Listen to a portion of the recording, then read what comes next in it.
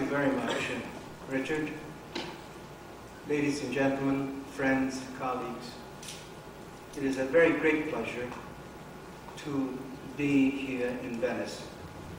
Before I begin my brief presentation, I'd like to express sincerest thanks and appreciation to Nino Benedetti and Dick Chapman, my colleagues, and also to Professor Giron and his associates for organizing this satellite symposium on opioid analgesia in honoring my 70th birthday. It is especially fitting for me that it is being held in Venice, the birthplace of Carlotta Bonaldo Baldetti, the mother of my dear wife, Emma. My mother-in-law was born right in the middle of Venice, and she was very, very proud of the heritage that she received and then transmitted to her daughter, who speaks Venetians better than the Venetians, if I may say so. I'm also pleased that I must tell you that whatever contributions I've made, whatever accomplishments I've done, she is responsible for 51% plus. I have the minority share of it. I'm happy also to have my daughter Angela, my first child. I'll mention later one of my incidences which changed my view about pain. And also my grandchildren, Adriana and Gianmarco De Simone. I wish to thank all of you for coming to participate here. Now, what I'd like to do in the next 25 minutes is to recount my professional life in two spheres. The title, Wrestling with Pain, derived from the fact that for some 45 years I've had to wrestle the medical profession, the public, the health agencies, in order to make them aware that pain is a very important subject for study and for education and training. It's been a very, very difficult wrestling bout, a series of wrestling bouts, and I will attempt to quickly summarize some of the chronology of the evolution of the field. Then the second part will be my own personal experience with acute and chronic pain as a result of many athletic injuries. Now, I'd like to begin by telling you that I was born on a small island off the coast of Sicily called Filicudi. My family went to Filicudi in 800 BC from Phoenicia. They are the Bonicos from Phoenicia. And I always come back because it's a wonderful place where I shared my boyhood for the first 10 and a half years. Idyllic place, small island, going to school, born of a father who during the First World War did a great deal, returned and in 1925 decided, because of political differences or political ideology, to leave whatever wealth he had and emigrate to the United States. And 2 years later, we followed him. On October 1927, just 60 years and a few months, we reached Brooklyn, New York. Obviously, from 1928 to 32, I had really an idyllic also growing up in Brooklyn. Very active Boy Scouts in athletics and many other things. Now, I have the first slide. My first interest in medicine occurred when I was about 8 years old. May I have the first slide, please? In 1926, My mother was a practical nurse. My father had emigrated to the United States, and someone had an abscess of the breast. So they chose my home to have the lancing by the physician. And I sneaked into the room, saw the scalpel cut and the pus come out, and I fainted. That was the beginning of the interest in medicine. Well, obviously I'm going to skip. Went through high school in Brooklyn, Long Island University, finished New York University, and matriculated in Marquette Medical School, where I became intensely interested in anatomy of the nervous system. And in fact, I spent the second and third year as clinical associate in anatomy, teaching anatomy to students.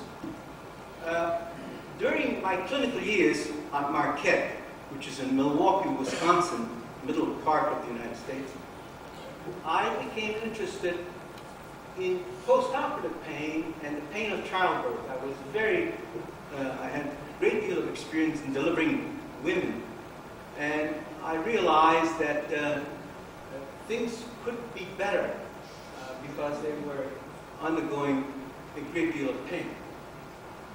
Following this, I went to St. Vincent's Hospital in New York City, which at the time was considered one of the elite hospitals in New York City under the patronage of Cardinal Spellman. And I should tell you, this was in early 1942. The war had just started in the United States, and there was an abbreviated internship and abbreviated residency in anesthesiology. Because half of the anesthesia staff had gone to war, I had one day of instructions on giving anesthetics. And for the next 18 months, I was the chief resident in anesthesia, trying to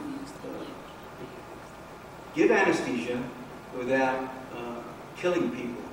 It was a very difficult job. It was a self-taught training by observing and reading. Now, one of the very important things that happened there was that July 18, 1943, my beautiful daughter was born. Now, this hospital, I should tell you, was staffed by the great leaders of American anesthesia, Paul Wood, Romanstein, Paul Flagg, and many others. Surgical anesthesia was absolutely first class. But no one took care of obstetric anesthesia. And my wife was managed by a wonderful obstetrician who was of Italian heritage and believed that the woman should suffer in order to bring forth. And she suffered. She had a very difficult first stage delivery. And then, lo and behold, she was supposed to have an anesthetic by the chief obstetric resident who had had some training, but he became busy with a cesarean section, and so the intern, who had started his internship on the 1st of July, and who had never had a can of ether in his hands before, was given the responsibility of anesthetizing my wife. And I was at the door looking and watching, and she apparently regurgitated a little bit, went into a laryngospasm, and for a moment I thought I was going to lose my wife and my baby until I interceded. And that was one of the first important events of my life which changed my view. And of course, as many of you know, next to the pain in general, the pain of childbirth has been of great interest to me, because it is a very, very difficult problem. Well, anyway, let us come on. Soon after my training, I was inducted into the United States Army, and to my great, great satisfaction and pleasure, I was assigned as chief of anesthesia of then the biggest military hospital in the world, 7,700 beds. I arrived there, the commanding general was waiting and said, we will start 12 operating rooms next Monday. This was on a Tuesday. I I said, who is the chief of anesthesia? He says, you're the chief of anesthesia. I almost fainted because I had just finished my training. Then I asked, well, who are the assistants? You have 2 nurses, and I'll give you 20 corpsmen, 20 technicians, to train between Tuesday and Monday. We start running 12 operating rooms. And so, having been trained in general anesthesia, not having had any regional anesthesia, I anesthetized everyone with thiopental, ether, tube, and I asked the corpsman was instructed to watch the pulse, the blood pressure, and the breathing bag to be sure that people didn't die. Anyway, it was an incredible experience. Soon thereafter, I was, the Surgeon General of the Army sent me a telegram saying, in addition to your other duties, which were many, you will begin a school for anesthesia training for physicians of 3 months duration and for nurses for 6 months duration. And further, in addition to your other duties, you will be responsible for the management of patients with pain. It was at the time that Lariche, the great French surgeon, had popularized regional techniques for managing patients with pain.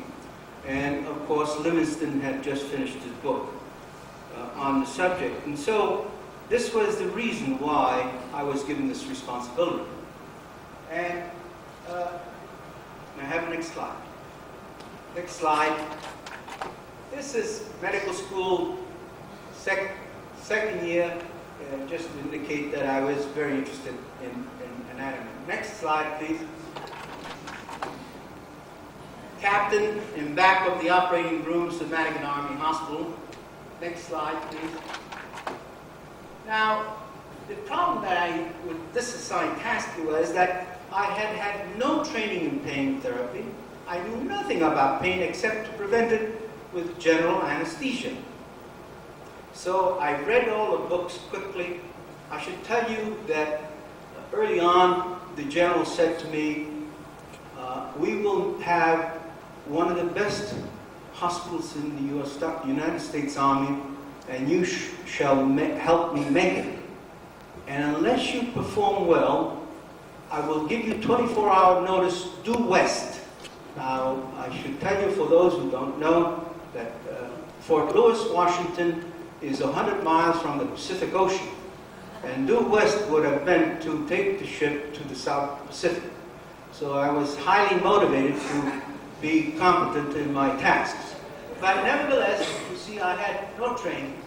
So I read everything, started to learn regional anesthesia by myself by running to the pathology room and learned that.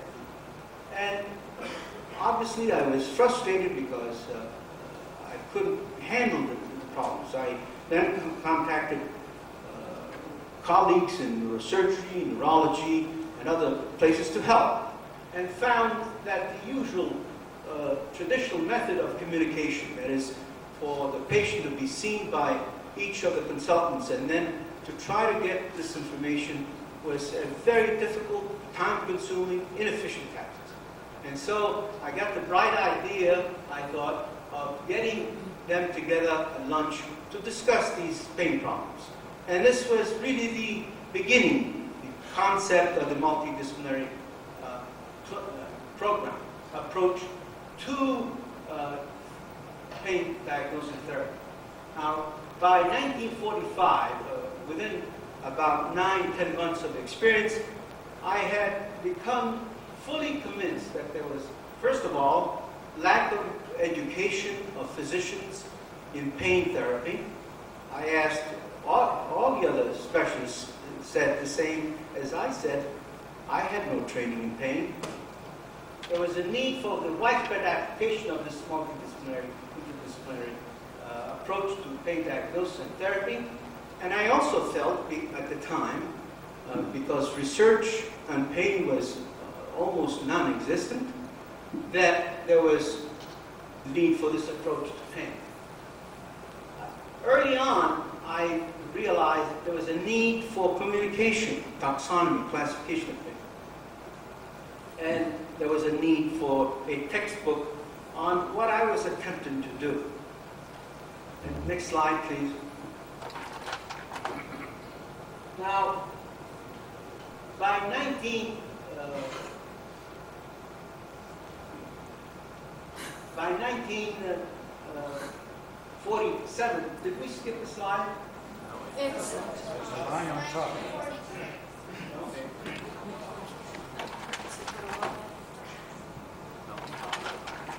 Okay.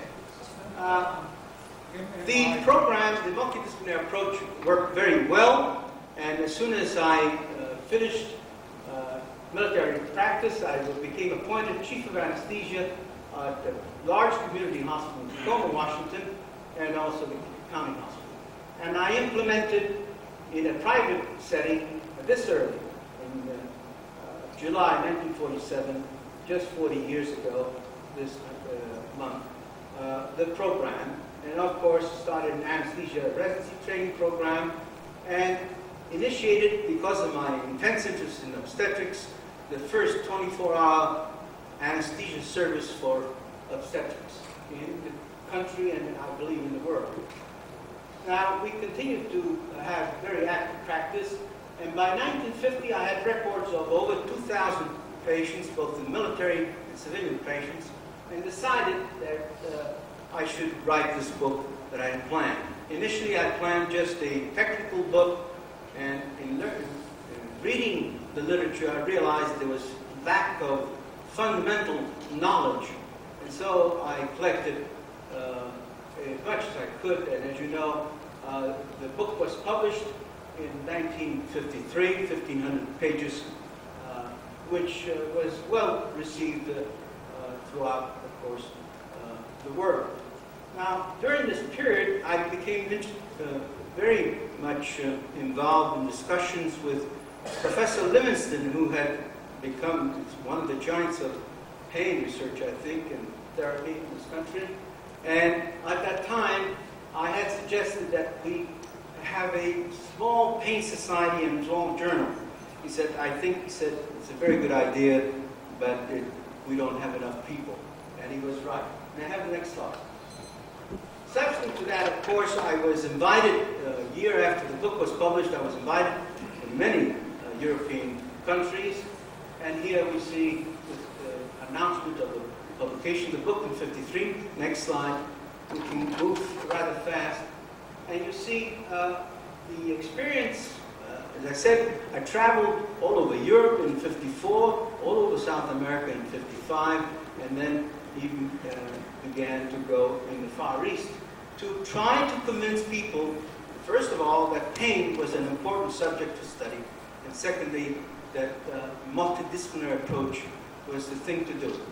And it's very interesting that I gave literally hundreds of talks and published many articles. Everybody said, well, it's a very fine idea, and nothing happened until the late 1960s. Now, in 1960, I was appointed to the chair, the then newly created chair of anesthesia at the University of Washington, and I organized the first multidisciplinary pain clinic within an academic setting. Now, this was followed by very widespread publicity in many prestigious lay magazines. There were three major national documentaries on the pain program, and people started to become interested. In 1967, I was able to get a large grant from the National Institutes of Health for an anesthesia research center, which included a major section on pain, and that's when Rick Chapman was recruited to the program. He actually came 4 years later, but this was the beginning of our pain program. And during this period, I was asked to be consultant to the Minister of Health of a number of countries, and 1972 appointed chairman of the National Commission on Acupuncture, and it was at that time that I planned an international symposium on pain. I wish I could tell you the details of that harrowing experience, because the NIH had assured me that they would provide me with $75,000 of funds to support this program. About a month before the symposium was to be held, I got a phone call that said, "I'm sorry, we're only going to be able to give you $5,000. But anyway, we had the program. 350 people attended it. The primary purpose was to exchange ideas of pain, but a very important issue was for my proposal to the group for the founding of the International Association of Study of Pain and for the publication of Journal Pain. And this was enthusiastically accepted. It was an outstanding meeting. I had them in a convent 30 miles from Seattle. They couldn't go anywhere. And we started at 8 o'clock in the morning and stayed until 11 o'clock at night having sessions. So that was the beginning of the... Next slide. Now here, these are some of the things which I will go very quickly through because time is passing. This was the first big article in Time magazine. As you know, Time is probably the most prestigious American weekly, and they had the lead story in medicine about our pain clinic. Next slide. The same time, Réalité, very famous or prestigious French magazine. You see, Vanier Goudebel, she wrote an outstanding article. Next slide, please. Here, part of the article, which described the pain clinic, and it was these things that started to get people very interested in the program. Next slide. Here again, our pain program in a large magazine that's published in the United States. Next. This, about 2 years ago, as you know, Time again had the whole issue was, well, not the whole issue, but the major part of the issue was devoted to pain. Next slide. And this is where they call me the founding father of pain therapy and pain research. Next slide, please. And again, next, I just wanted to show you that it was these efforts which I sought. I really asked to help, to have the news media help us with this battle, with this wrestling match, to educate the public, to educate the health agencies, and to educate the educators, the medical educators, that this was an important issue. Next slide. You see, next slide. This was in German, and here in Mexico City. Next slide. And Italian. Next. Now, wrestling with the health agencies. This was an important issue. You see, as early 1960, I started to communicate with the Center for Health Statistics for Epidemiologic Studies. Now, 27 years later, it's coming to realization. I was a member of an anesthesia commission, chairman of a very, very important program project committee, and all of these efforts were intended for me to try to get the National Institutes of Health, which, as you know, is the most important agency for health research in the United States, to recognize that pain was an important issue, that pain should be supported much more than had been supported. And so all of these were very important to make possible what we have today. Next slide. Then, of course, came the foundation, the ISP. Of course, there were the founding of the ISP, publication of the journal, the series Advanced in Pain Research and Therapies, and I was, of course, president of ISP, president of the World Federation of Societies of Anesthesiologists, and the only reason I included here is because as president of that organization, it was my responsibility to look at anesthesia services throughout the world and found that in Black Africa, 15% mortality from maladministered anesthesia.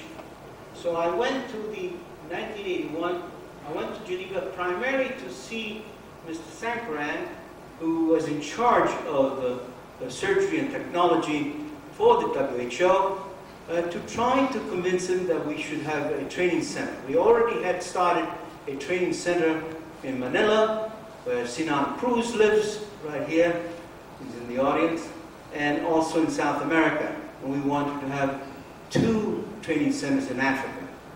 Well, I've got lots of promises from Mr. Sankaran, but as of today, nothing's happened. Now, as an afterthought, I thought, well, let me talk to the cancer unit of the WHO and find out what they think about cancer pain. And fortunately, I found a very, very interesting person, Jan Stengaard, who became intensely interested in cancer pain. And as you know, that resulted in meetings and workshops, and developed guidelines, trials carried out in different countries, and finally there's been a meeting 2 years ago to finalize the guidelines, and which have been put into effect now. Last slide on this series has to do with those guidelines. Oh, here, this is the International Cancer Pain Symposium held in the city in 1979 with the Floriani, who subsidized the program, and also the Cardinal, who a month later became Pope. And we had him opening the address. Next slide, please. And here he's given an address. I thought, well, finally we made the big time. We made contact with the Pontiff. Unfortunately, he died not too long after. So next slide. Here, cancer pain relief. Next. Now, I think that the time is going fast, and I need to only take about 5 minutes to tell you about my own personal career. I'm wrestling. Soon after I came to the United States, I became interested in athletics, Boy Scouts, and all of the other things. Unfortunately, in 1932, my father died. It was during the Depression, and my family had to go on welfare. From 1932 to 1936, did all sorts of things like selling newspapers, shine shoes, just the American poor boy. And things were very, very difficult. I worked in a grocery store and many other things. In any event, I did very well as an amateur wrestler in high school and won the Eastern Intercollegiate Wrestling Championship in 1935. And here I thought I was a great, great wrestler. And doing all of those 3 jobs at the same time and still trying to keep my educational grades up for medical school, because I had made up my mind that I would become a doctor, and 3 jobs and all of these and the training left very little time. In any event, I did very well. I was making $15 to $18 a week doing all of these 3 jobs. And after one of the intercollegiate bouts, an old gentleman approached me and said, I think you're a very good wrestler. I said, I am. At that time, I was 18, almost 19, and I thought I had arrived. He said, how would you like to go into professional wrestling? I said, I don't know anything about it. He said, how would you like to make maybe $300 a week? And of course, I thought, my God, things have come to pass. He says, but we have to have you try out as a wrestler. I was a good amateur wrestler. I thought it was great.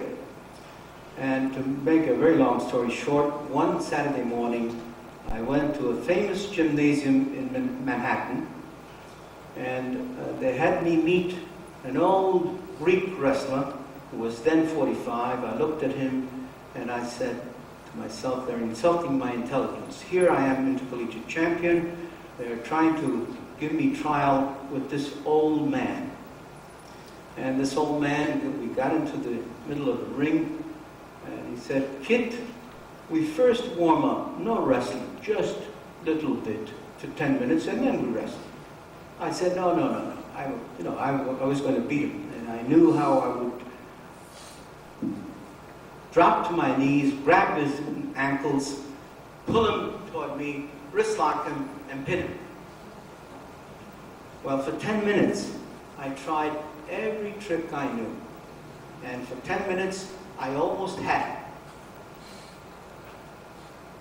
I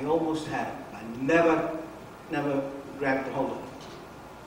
At the end of 10 minutes, he pulled my head toward the top of his head. My nose hit the scalp. Blood started to spurt out. He said, "Now we start to wrestle."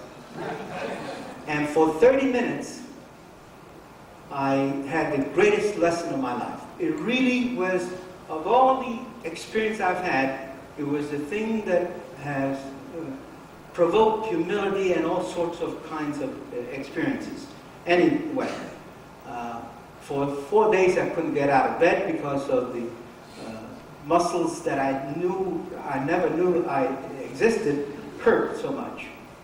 And I thought, well, this big balloon of large income is gone. But later on he came, he said, if you do what I tell you, you will become a good wrestler. And he did.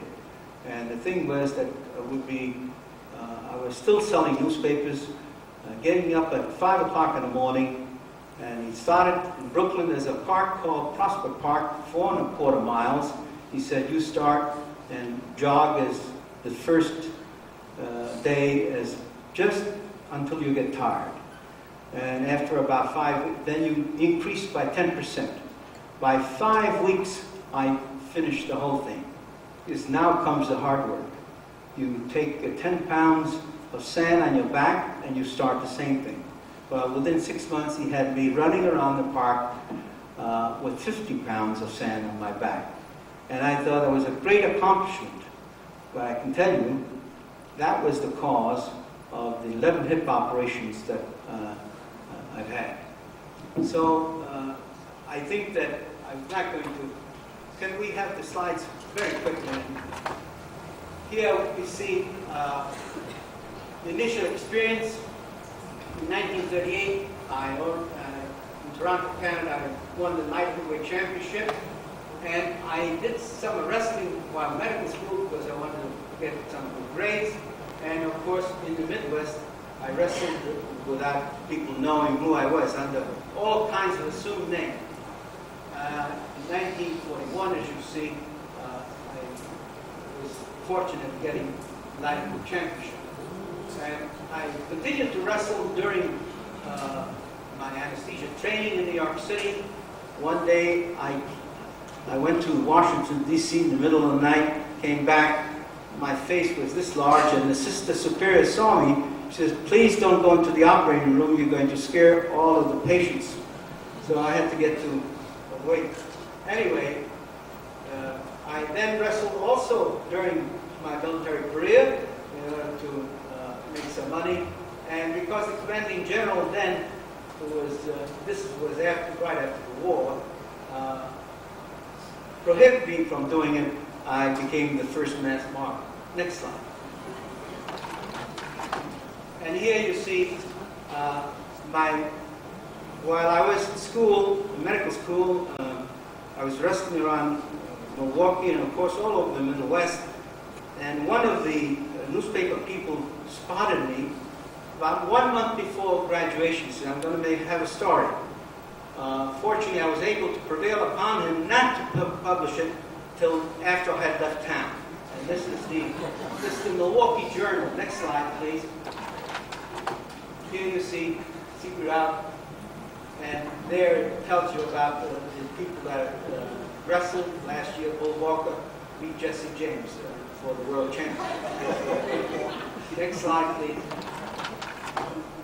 This is wrestling in the circus, and this is it's a very interesting thing. I decided that I could make much more money by wrestling in the circus, taking on all comers.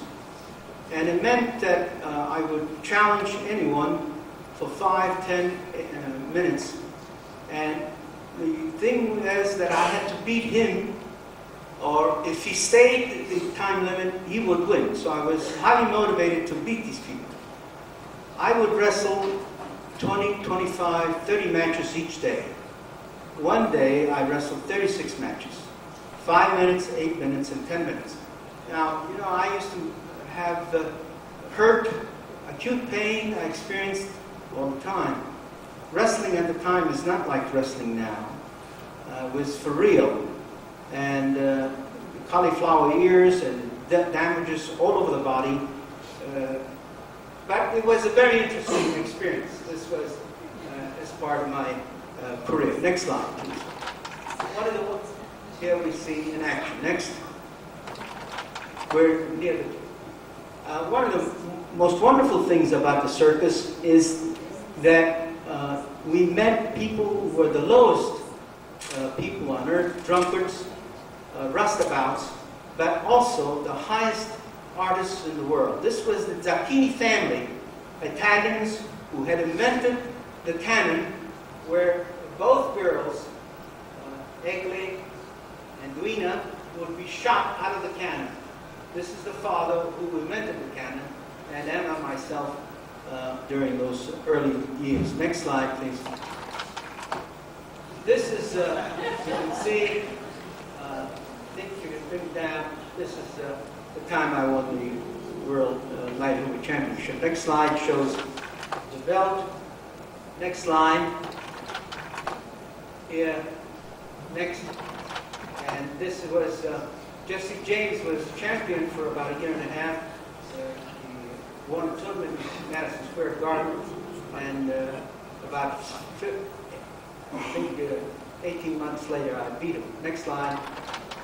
Unfortunately, I couldn't keep up the pace, so I was champion for about 6 months. Next slide. And here, People's Magazine showing my crutches, my injuries, and so forth. Next. Next. And finally, I was going to tell you about the menu. We can have the lights, and we can end up. As I indicated, while the athletic contest, you would have injuries. Next day, you'd hurt. I would feel the pain, but I thought, well, it will pass. Not realizing that all the bumps, all of the trauma, the acute trauma, would accumulate. And as many of you know, it has required 4 plastic operations on my ears because of large fractures. Cauliflower ears become very, very painful, extremely painful. But it's acute pain and it goes away. Of course, then came, in 1970, I began to have pain with my hips, osteotomy, worked well.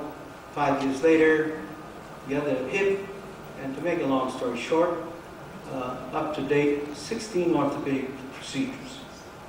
And so it's given me an unusual opportunity to experience acute pain, which has some biologic function. Certainly not post-operative pain, has no biologic function. But in fact, it provokes deleterious effects on the organism. And that's why I think acute pain, just as much as chronic pain, must be controlled and controlled well. And of course, here where the subject of the symposium comes into play, because analgesics are highly effective if properly administered. The problem with persistent pain is something else. Obviously, chronic pain has no biologic function at all.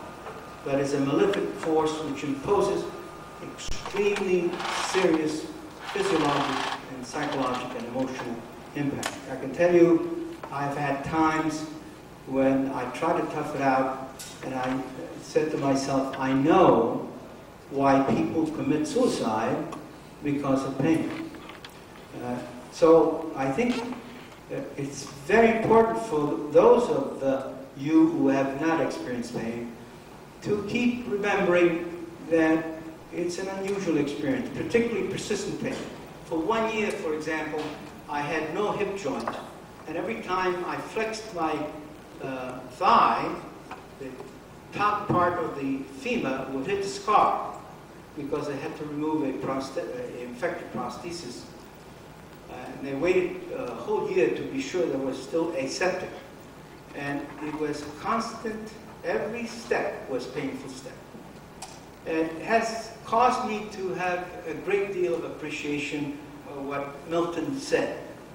Pain is perfect misery, the worst of all evils, and when excessive, it turns all patience, and I can tell you it does.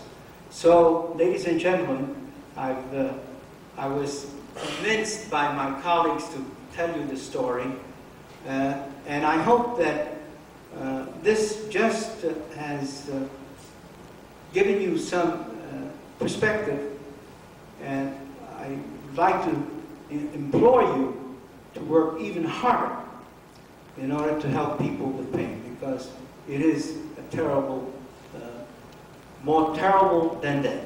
That's what Schweitzer said. So thank you very much for coming. I want to again thank my colleagues for honoring me on this event, and now we're adjourned for dinner. I hope that we'll have a chance to chat more. And I'm sorry I rambled a great deal. The time was short. Thank you very much.